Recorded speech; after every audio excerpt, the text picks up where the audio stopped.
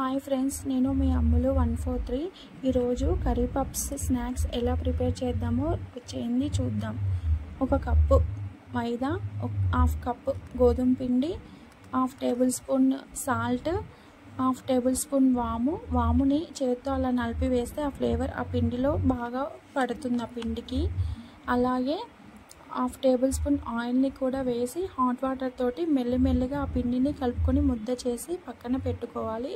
తర్వాత స్టఫింగ్కి కావాల్సిన పదార్థాలు ఏంటో చూద్దాము. ఒక కప్పు ఆనియన్స్, కొద్దిగా సాల్ట్ వేసి ఫస్ట్ ఆనియన్స్ సాల్ట్ని కలిపి ఆ తర్వాత మిర్చి వేసుకోవాలి. 1 కప్పు క్యారెట్ని కూడా వేసి గరం మసాలా, ధనియా పౌడర్, మటన్ మసాలా అన్నీ వేసి ఆ మిశ్రమాన్ని కలిపి పక్కన పెట్టుకోవాలి.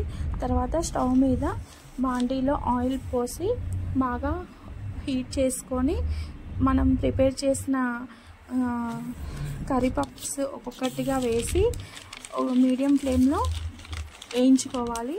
ఒకవైపు కాలిన తర్వాత మరోవైపు టర్న్ చేసి కాల్చుకోవాలి. ఫైనల్గా మనం చేసిన కర్రీ పప్స్ ఒక ప్లేట్లోకి సర్వ్ చేసుకోవాలి. నా వీడియో కనుక మీకు నచ్చినట్లయితే లైక్